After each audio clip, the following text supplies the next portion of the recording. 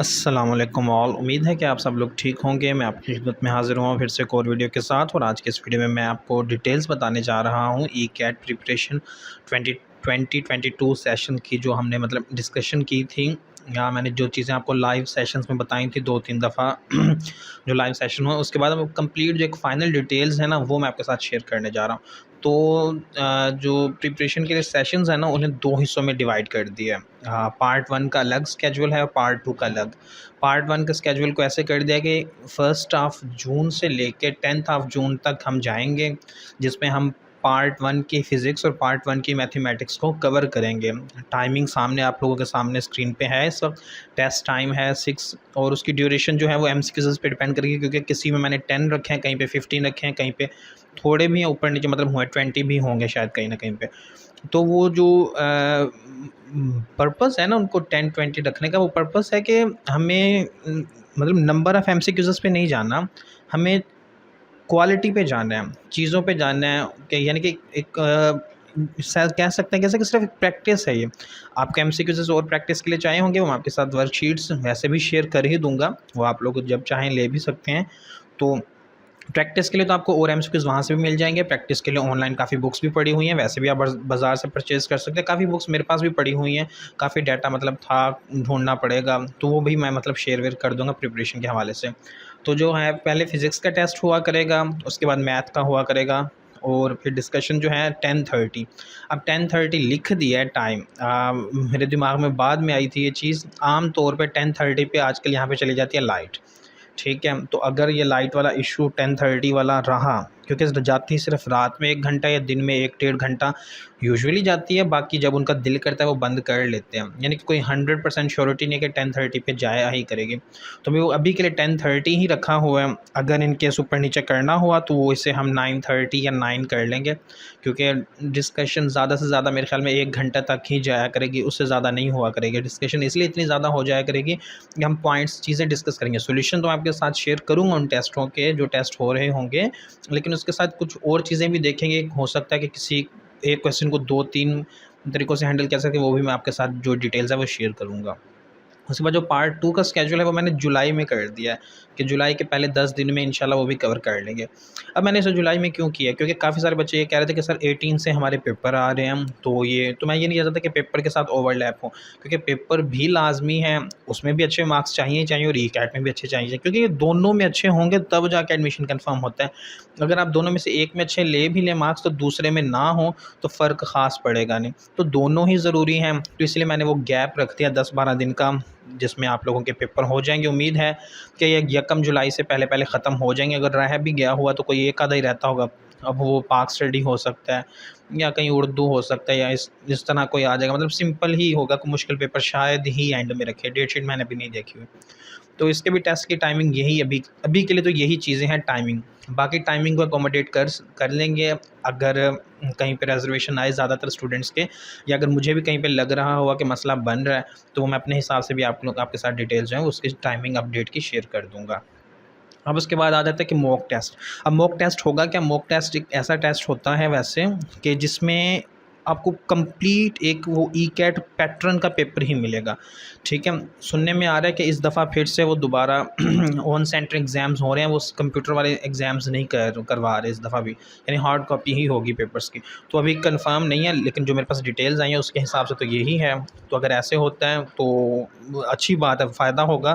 Computer पे थोड़ा ना एक मेंटली बंदा डिस्टर्ब रहता है, तो जो पेपर होगा सामने हाथ में वो ज़्यादा अच्छी बात है। मेरे हिसाब से वो अच्छा है अगर वैसे ही होता है। तो मैं भी उसी तरह का आपका एक 100 एमसीक्यूज़ का पेपर बनाऊँगा, उसमें इंग्लिश भी इंक्लूड कर दूँगा और केमिस्ट्री को भी इंक्लूड कर देंगे। हम सेशंस में तो केमिस्ट्री को डिस्कस नहीं करने जा रहे, उसके मैंने रीज़न्स बताई हुई है कि केमिस्ट्री का ज़्यादातर पेपर जो आता है वो बुक की ही लाइंस होती हैं, या फिर एक्सरसाइज के क्वेश्चंस होते हैं। उन्हें ही क्वेश्चंस को ना थोड़ा सा मैनिपुलेट कर रहा होता है, चेंज कर रहा होता है, आगे पीछे कर रहा होता है। अगर कहीं पे ये कह देता है कि which of the following is correct, तो कहीं पे ये कहता है कि which of the following is not correct. ठीक है, तो इस तरह की चीज़ें हल्की फुल्की से चेंज करता है, वो ज़्यादा छेड़छाड़ नहीं करते उसमें, तो वो स्ट्रेट फॉरवर्ड होता है, वो हो जाएगा। ईजी है कवर करना। पास्ट पेपर्स के आप वीडियोज़ देखेंगे, आप उसमें ये भी देख लेंगे कि काफ़ी ज़्यादा क्वेश्चन रिपीट भी होते रहते हैं, तो वो भी आपके लिए काफ़ी ज़्यादा हेल्पफुल हो ही जाएंगे वीडियोज़। ठीक है, तो इसी तरह का एक पैटर्न का मॉक टेस्ट कर लेंगे। मॉक टेस्ट में सेम टू सेम हर चीज़ रखेंगे, मतलब कि 100 MCQs ही होंगे, 90 मिनट्स का ही टाइम दूंगा मैं आप लोगों को, और उसमें पूरे 30 और 10 डिवीजन के साथ MCQs होंगे, और उसमें नेगेटिव मार्किंग भी रखेंगे ताकि एक अंदाज़ा हो जाए कि इस वक्त आपकी परफॉर्मेंस कहाँ पे लाई कर रही है। और मैं फिर से बता दूँ, इन टेस्ट के मार्क्स से ये नहीं ना ही डिसअपॉइंट होना है और ना ही ज़रूरत से ज़्यादा कॉन्फिडेंट हो जाना है। ठीक है, ये हेल्पफुल होते हैं। मैं आपको बता दूं कि मेरे जो मॉक टेस्ट हुए थे ना, यानी फुल लेंथ पेपर्स जो हमारे हुए थे, एकेडमी में मैंने तैयारी की थी, तो 5 हुए थे मेरे, और मेरे 5 में पहले पेपर में मार्क्स 298 थे, फिर 302 थे, फिर 310 थे, 300 प्लस में, मतलब बाकी सब टेस्टों में गए। लेकिन उसके बावजूद मेरे जब एग्ज़ाम आया तो मेरे 300 नहीं टच किया, तो मुझे बड़ा डिसअपॉइंटमेंट हुई थी उसकी। मेरे मतलब मैं चाहता था कि मैं 330 या 340 तक स्कोर करना चाहता था, और मेरी तैयारी इतनी अच्छी थी कि मेरे होने चाहिए थे। पता नहीं वहाँ पे टेस्ट के जब आता है ना सामने, तो सही कहते हैं कि एक प्रेशर वो हैंडल करना मुश्किल हो जाता है। तो मुझे कोई बताने वाला था नहीं लेकिन आपके साथ मैं ये चीज़ें शेयर करूँगा कि वो जो एग्ज़ाम सेंटर का प्रेशर होता है उसे कैसे हैंडल करना चाहिए, आप किस तरह से उसे टैकल कर सकते हैं, एमसीक्यूज़ अटैम्प्ट कैसे करने चाहिए, एमसीक्यूज़ में से कौन सा एमसीक्यूज़ को एलिमिनेट करने का जो एक होता है प्रोसीजर, वो करेंगे हम। ये मतलब छोटी-छोटी चीज़ें जो हैं सेशंस में भी डिस्कस करते रहेंगे, और जो एक फ़ाइनल सेशन रखेंगे उसमें भी उसके बारे में बता देता हूँ आपको। ये फ़ाइनल डिस्कशन सेशन जो होगा आपका, वो 16 जुलाई को करेंगे, टेस्ट से 1-2 दिन पहले। एक दिन पहले मैं सोच रहा था कि 17 को करें, लेकिन 17 को मैं इसलिए नहीं कर रहा कि वो आपके पास दिन आपका प्रिपरेशन का होना चाहिए। ठीक है, वो उसमें आप बुक रीड करें। और मैं ये पहले ही बता दूं आखिरी दिन पे सिर्फ बुक रीड करने के अलावा रट्टे लगाने की कोशिश भी ना करिएगा, बिल्कुल फ़ायदा नहीं होगा। लेकिन अगर आप बुक रीड कर लेते हैं और आखिरी दिन में 6 की 6 बुक्स को रीड कर लेते हैं ना, सिर्फ रीड करना मतलब देखना है, पढ़ें भी ना भले, लेकिन आपकी जो हर लाइन है ना वो आपकी आंखों के सामने से एक दफ़ा गुजर जाए, वो बहुत हेल्प करती है। मैं कहता हूँ कि आपकी तैयारी ऐसी हो जाएगी कि आपको यकीन ही नहीं आएगा कि आप लोगों ने मतलब कि ये वो क्या हम बताऊँ, समझ नहीं आ रही मुझे। ठीक है, तो ये टिप्स भी साथ-साथ हल्की-फुल्की आती रहेंगी, और 17 को जो आप लोगों ने करना होगा वो भी मैं आपके साथ डिटेल्स शेयर कर दूँगा जब हमारे पास टाइम आएगा। तो फाइनल डिस्कशन में हम इंशाल्लाह हर चीज़ को हैंडल करेंगे। अगर हुआ तो ये लाइव सेशन 2-3 घंटों का भी रख लेंगे ताकि आप अपने क्वेश्चंस भी पूछ सकें साथ-साथ। अब रजिस्ट्रेशन के लिए जो है मैंने पहले भी वैसे बताया हुआ था, तो फिर से एक दफ़ा बता दो क्योंकि अक्सर लोगों को नंबर ही नहीं मिल रहा था। तो रजिस्ट्रेशन के लिए आप लोगों ने व्हाट्सएप पे कांटेक्ट करना है। मैं फिर से बता दूं, व्हाट्सएप पे ही एक ग्रुप बनेगा जिसमें आप लोगों के डेली टेस्ट आया करेंगे। वो ग्रुप व्हाट्सएप पे ही बनेगा, तो वो ज्वाइन करना लाजमी है। अभी तक काफ़ी रिस्पॉन्स व्हाट्सएप पे कम ही है, कमेंट्स में काफ़ी लोगों ने कर दिया था कि यस सर वी वांट ये वो, लेकिन मुझे व्हाट्सएप पे वो रिस्पॉन्स अभी मतलब कम ही मिला है। तो वो आप लोगों ने अब देखना है कि कैसे करना है। तो व्हाट्सएप पे आप लोगों ने कॉन्टैक्ट करना है, ग्रुप वहीं पे बनेगा, टेस्ट वहीं पे आएंगे, और वहीं से मतलब आप लोगों ने उससे अपने पास मतलब टाइम मैं आपको बता दूंगा कि इस टाइम के अंदर अंदर आपने मुझे सॉल्व करके रिटर्न करने हैं, आपने की शेयर कर देनी है। उसके बाद जब डिस्कशन आएगी तो उससे आपके पास सॉल्यूशंस भी उनके आ जाएंगे कि कौन सा क्वेश्चन कैसे होता था और आप लोगों ने वहाँ पे कहाँ पे गड़बड़ किया। तो वो सारी चीज़ें हम यूट्यूब पे डिस्कस करेंगे, लेकिन जो टेस्ट हैं सेशंस वो मैं आपके साथ शेयर किया करूँगा व्हाट्सएप पे, और वहीं पे ही वो आपसे मतलब की वापस भी मैं लिया करूँगा जो लिया करूँगा। तो व्हाट्सएप पे कॉन्टैक्ट लाजमी करें, ठीक है। बाकी जो डिटेल्स हैं, कोई क्वेश्चन हो, कोई क्वेरी हो, और वो भी आप लोग पूछ सकते हैं। और मैं नोट्स के बारे में बता दूं, नोट्स मैंने बस अब नहीं और मतलब करवा के भेजने, क्योंकि जिन्होंने कहे थे उनको मैंने करवा के दे दिए, अब भिजवा दिए। काफ़ी लेंथी प्रोसीजर हो जाता है, पहले प्रिंट करवाना, फिर उसके मतलब बाइंडिंग वाले काम में लग जाना, या इवन पिनें भी लगानी हो ना स्टेपलर की, तो वो भी जाना पड़ता है। स्टेपलर मेरे पास बड़ा नहीं पड़ा हुआ, और फिर उसके बाद पोस्ट ऑफिस जाना, पैकिंग करना पहले, और फिर पोस्ट ऑफिस जाना, मेरे लिए काफ़ी मतलब कॉम्प्लिकेटेड चीज़ें हो जाती हैं।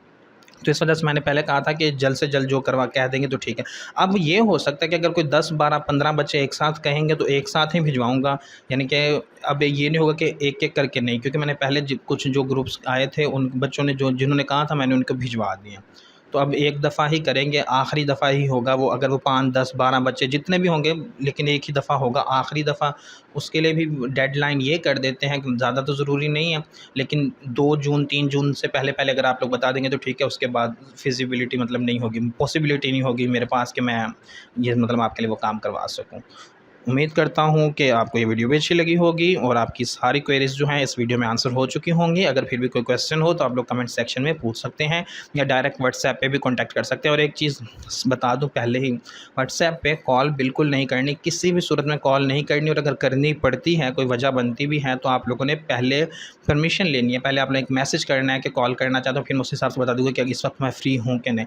ऐसे जो कॉल करेगा मैं डायरेक्ट ब्लॉक कर देता होता हूँ, मैं ब्लॉक ओपन नहीं करता, फिर मुझे पता भी नहीं होता कि कौन सा नंबर था। मेरी ब्लॉक लिस्ट में काफ़ी ज़्यादा कॉन्टैक्ट्स ऑलरेडी पड़े हुए हैं, फिर मुझे ढूँढना पड़ता है, वो मैं अपने खुद ही तंग हो जाता हूँ, मैं इसलिए वो करता ही नहीं हूँ। तो जो एक दफ़ा नंबर ब्लॉक हो गया वो फिर ब्लॉक ही रहता होता है। Thank you so much and अल्लाह हाफ़िज़।